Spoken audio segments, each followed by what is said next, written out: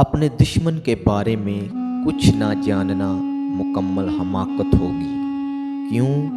اس لیے کہ جو شخص اپنے دشمن کے بارے میں علم نہیں رکھتا وہ شکست کی خاک چاٹنے پر مجبور ہو جائے گا، جہاں غلامی اور مشقت کی کثرت ہوگی۔ شیطان جنگ کے میدان میں ایک ماہر سپہ سالار ہے۔ یاد رکھیں، وہ ان دنوں سے لڑ رہا ہے جب سے اسے آسمان سے نکالا گیا ہے۔ وہ اپنا کام نہایت مؤثر طریقے سے انجام دیتا ہے۔ وہ جن پر حملہ آور ہونا چاہتا ہے ان پر حملہ کرنے سے پہلے ان کے خلاف معلومات اکٹھی کرنے کا ایک نہایت مربوط نظام اس کے پاس ہے۔ ہماری کمزوریوں سے ناجائز فائدہ اٹھانا اس کا مرغوب ترین کام ہے، اور اس کی بادشاہی میں معلومات کی ترسیل کا نظام نہایت مضبوط ہے۔ آپ کے برخلاف اس کی بدروحوں اور شیطانی تاثیروں نے جو معلومات اکٹھی کر رکھی ہے وہ سب اس کی دنیا میں نہایت تیزی کے ساتھ سفر کرتی ہیں۔ وہ آپ سے ایک فائدہ حاصل کرنے کے لیے جو ذریعہ بھی استعمال کر سکتا ہے وہ اس کو ضرور آزمائے گا۔ آپ کے خلاف حملہ کرنے کے جو اس کے مؤثر ترین طریقے ہیں ان میں سے ایک آپ کے خوابوں کی دنیا ہے۔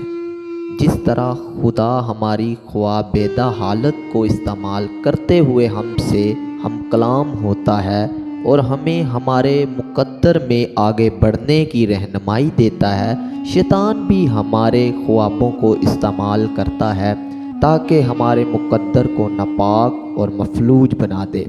ہماری زندگیوں میں خدا کی طرف سے جو خواب آتا ہے اس سے خوشی، اطمینان، طاقت اور امید حاصل ہوتی ہے، مگر اس کے برعکس جو شیطانی خواب ہماری زندگیوں میں داخل کیے جاتے ہیں وہ پریشانی، خوف، فکر، دکھ، کھوکھلے پن، تکلیف، الجھن کا باعث ہوتے ہیں۔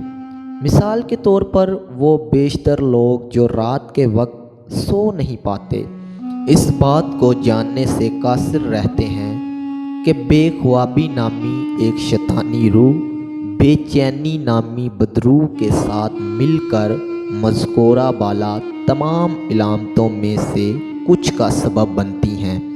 جب کبھی آپ بستر پر جانے سے پہلے دعا کرنے، اپنے خوابوں کو یسوع کے خون اور روح القدس کی آگ سے بپتسمہ دینے میں ناکام ہو جاتے ہیں تو آپ اپنے خوابوں کا دروازہ ان تمام قسم کی تاریکی کے مہمانوں کے لیے کھلا چھوڑ دیتے ہیں کہ آپ کے خوابوں میں گھس آئیں۔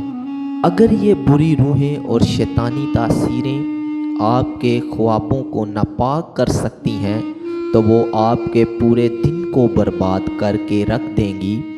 جو کچھ بھی تاریکی میں ہوتا ہے وہ روشنی کے وقت ظاہر بھی ہو جائے گا۔ ایک دن ایک عورت ہمارے چرچ میں آئی کیونکہ اس کی کمر میں شدید درد ہو رہی تھی۔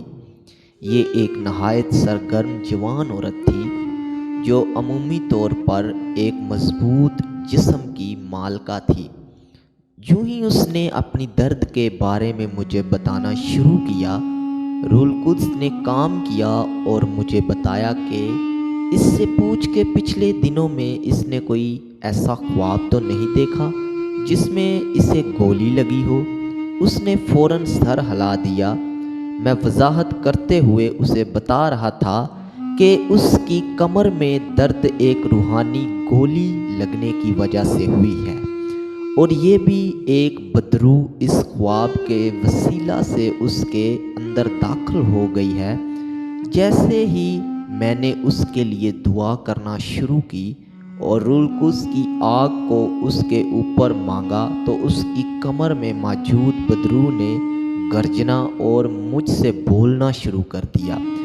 جب میں نے اسے یسوع کے نام سے حکم دیتے ہوئے کہا کہ مجھے بتائے کہ وہ اس بدن میں کس طرح داخل ہوا تھا تو اس نے کہا، ہم نے خواب میں اس پر گولی چلائی تھی۔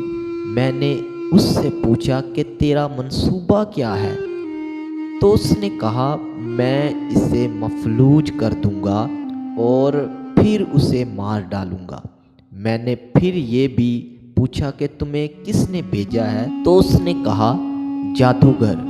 جب ہم نے اسے یسوع کے قادر نام سے باہر نکال دیا تو اس کے پیچھے جادو کی تاثیر بھی ظاہر ہو کر نکل گئی۔ جادو کی بدرو نے شیخی مارتے ہوئے کہا تھا کہ اس نے پچھلی رات اس پر گولی چلائی تھی۔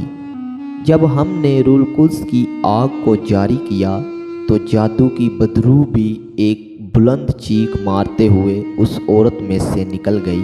جب وہ دونوں بدروہیں چلی گئیں تو اس بہن کی کمر کی درد بھی اسی وقت غائب ہو گئی۔ اگر یسوع نے بیچ میں اتر کر اس بہن کو اس کے رات کو آنے والے مہمانوں سے آزاد نہ کرایا ہوتا تو آج وہ بہن مفلوج پڑی ہوتی۔ چنانچہ یہ بات ثابت ہو جاتی ہے کہ جب کسی مسئلے کی گہرائی میں ایک شیطانی جڑ پائی جاتی ہے تو روح القدس کی قدرت میں زوراوری اور مقابلے کی خدمت ہی اس سے نکلنے کی واحد راہ ثابت ہوتی ہے۔